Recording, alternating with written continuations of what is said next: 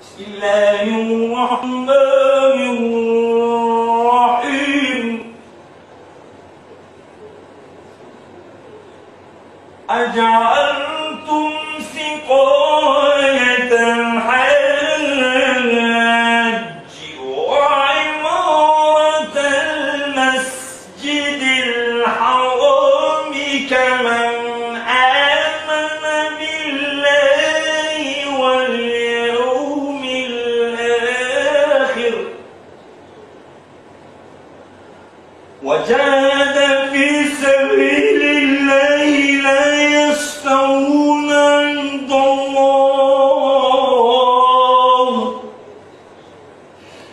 والله